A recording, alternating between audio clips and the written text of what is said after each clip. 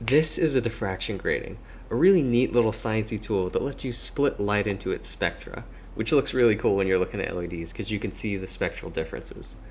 But NASA uses really expensive, fancy versions of these on starlight, and that actually gives you elemental compositions of stars and exoplanets. So, playing with my little cheap version, I started wondering, what can amateur astrophotographers do for stellar spectroscopy? And can we get those same elemental compositions of stars? And that started me on this month-long journey where eventually we would find some success, but let's start back at square one. So my initial thought was, okay, cheap and dirty as possible. Let's take this super inexpensive diffraction grating, just put it in in my camera and slap it on my telescope and see if we can get anything. And this is what I saw. Absolutely nothing. Turns out it's quite a bit more complicated. The spacing and angle and everything is a little bit peculiar or particular with these specific setups. So I ended up going online to try and figure out an alternative, something that's a bit more formal that we can use. And I ended up with this thing. It's called the Star Analyzer 100. So this was about $100 from the manufacturer. It's a glass-based diffraction grating that's held by a little 1 1/4 inch filter holder, which was fairly convenient for just screwing into our normal 1 1/4 inch barrels for our generic astronomy stuff. If I actually look at this under the microscope too, you can see the individual little lines on there, which I think was pretty neat. The little grooves that actually help split that light into the spectra, which is just something that I thought was kind of cool. And we actually got something. So this is with the DSLR and the diffraction grating. You can see there are 3 little distinct lines of darkness going down on this drift scan here. And those are actually absorption lines. So stars are a little bit bubbly. So depending on the age and composition of the star, they tend to emit just a little bit of mass out. And this mass will actually block some of the light produced by the star. And that will give us these very distinct absorption lines corresponding to different elements. So that was okay, but I wanted to take it a bit further, so I hooked it up to my planetary camera and applied the sort of lucky imaging techniques that we normally use for the planets, and was able to get something a little bit more interesting here. So if you look at this plot over here on the right, this is actually the intensity over that spectra, and these specific bumps here are recognizable. These are the telluric lines for Earth's atmosphere, the absorption caused by Earth's atmosphere. So this was super exciting that we were getting definitive spectral information here, but I was kind of wondering, the imaging this session that we took was under fairly average seeing conditions, and we know from planetary, seeing is just incredibly important. So what if we could get a really nice night? Could we pull a bunch more detail out?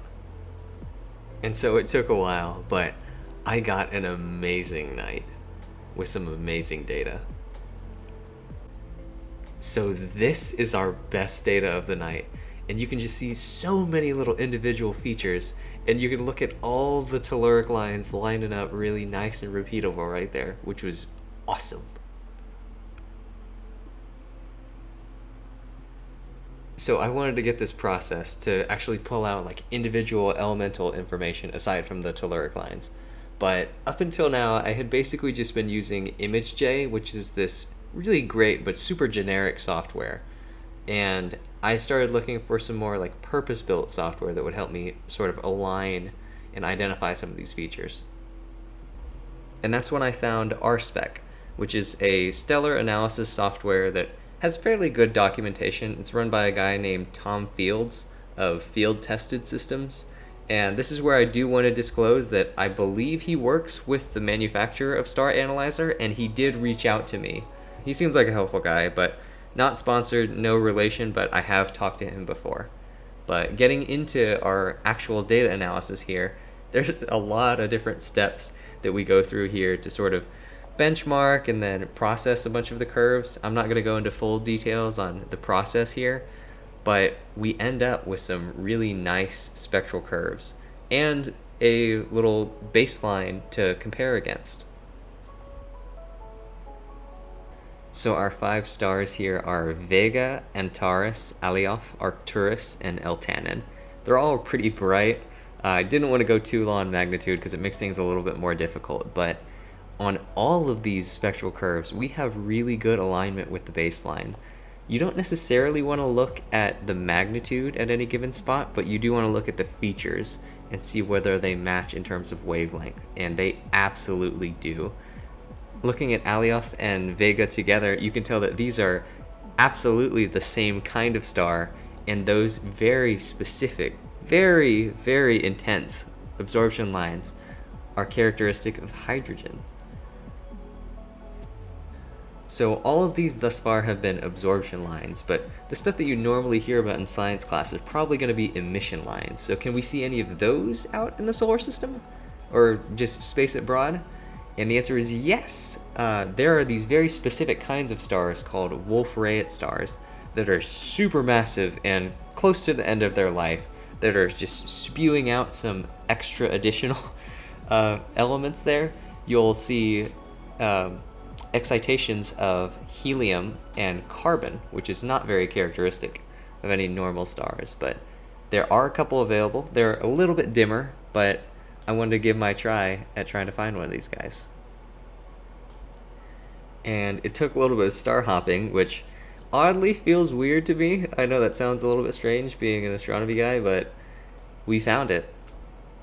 And we got those lines. Very cool.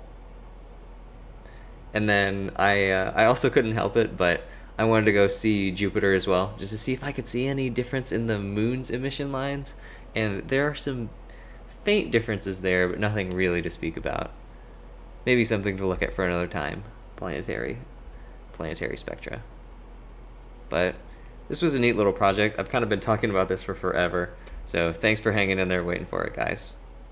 So stay tuned, and I'll see y'all on the next one.